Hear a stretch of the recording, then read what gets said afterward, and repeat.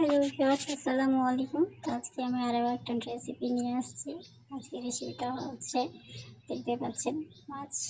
আমি এটা হচ্ছে আপনার কই মাছ। তো কই মাছ দিয়ে আমি কচু রান্না করব। তো ফার্স্টে মাছটা ভেজে নিলাম। তো কেটে মশলা মাখিয়ে রেখেছিলাম, দেন তেলের মধ্যে ছেড়ে দিলাম। ভাজা হচ্ছে মাছটা। আর কই মাছ অনেকেরই ফেভারিট, আমারও খুব ফেভারিট, খুব সুস্বাদু একটা মাছ। যেহেতু এটা দেশি কই না, চাষের কই।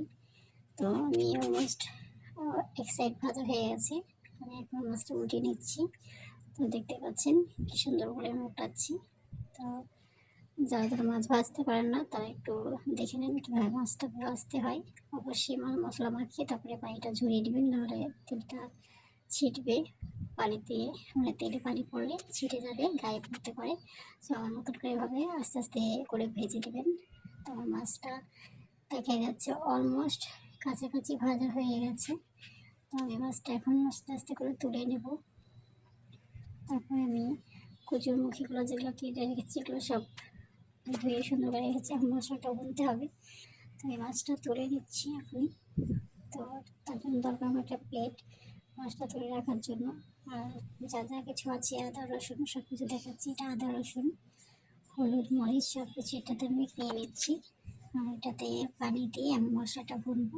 তারপর পরিমাণ মতো সব কিছু নিয়ে নিয়েছি আর কি, ধনিয়ার গুঁড়া মশলা সব কিছু। তো এখন এটার মধ্যে আমি একটু পানি দিয়ে দিব। পানি দিয়ে দিলাম। এখন মশলাটা পেঁয়াজের মধ্যে ছেড়ে দিলাম। হালকা লাল হয়ে আসলে মশলাটা আমি ছেড়ে দেবো, কারণ পেঁয়াজটা লাল হয়ে আসলে স্মেলটা ভালো লাগে। এর মধ্যে আমি কাঁচা জিরা দিয়েছি। এখন আমি মশলাগুলো সুন্দর করে দিয়ে দেবো। দেখতেই পাচ্ছেন আমার মশলা দেওয়া হয়ে গেছে। এখন আমি এটা মশলাটাকে এটা বলে নিই, আমার এখানে গ্যাস শেষ হয়ে গেছে, তারপর আমাকে ইলেকট্রিকে আবার চলে আসতে হলো। আমি ইলেকট্রিকে চাপিয়ে দিলাম। মশলাটা দেখতে পাচ্ছেন পানিটা অলমোস্ট সরে আসছে আর তেলটা ছেড়ে দিচ্ছে। এটা এখনও রান্নার উপযোগী হয়নি। যখন হবে তখন তেলটা পুরোটা দেখা যাবে, ভেসে উঠবে। যাই হোক, এখন আমি যে আমার কচুগুলো কাটা আছে সেগুলো আমি এখন দিয়ে দেবো একটু পরে। আমি কচুগুলো দিয়ে দিচ্ছি এখন। এই হচ্ছে আমার কচু কেটে রাখা ছিল, কেটে ধুয়ে রেখেছিলাম, আমি এটা দিয়ে দিলাম। এটা এখন মশলাটার সাথে এখন আমি মাখিয়ে নিব, এমন মশলা কষিয়ে নেব, তাহলে মশলার গন্ধটা আসবে না, স্মেলটা ভালো লাগবে। আমি এখন কষিয়ে নিচ্ছি, কিছুক্ষণের জন্য আমি ঢেকে দেবো। ঢেকে দিচ্ছি, ফিরে আসলাম আবার। এখন আমি আবার নাড়াচাড়া করে নেব। একটু ভাপ বের হচ্ছিলো, যার কারণে অন্ধকার মনে হচ্ছে। তো যাই হোক, গরম চুলা একটু ভাপ আসতে পারে। তো এটা আমি একটুর মধ্যে পানি দিয়ে দিলাম।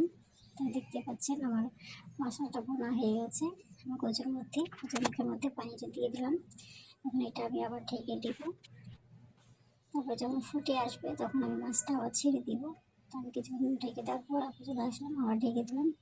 তো দেখতে পাচ্ছেন গাইজ, আমার কচুর মুখিটা ফুটে গেছে। এখানে মাছটা দিয়ে দিতে পারি, তাহলে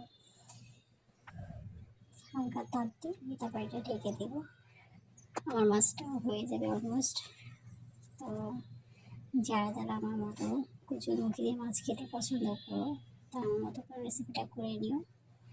মনে হয় সবার খুব পছন্দ হয়ে, ভালো লাগবে। সাথে একটা ধনিয়া পাতা ছিটিয়ে দিলাম। অনেকে ধনিয়ার শাক বলে, আমি ধনিয়া পাতা বলি।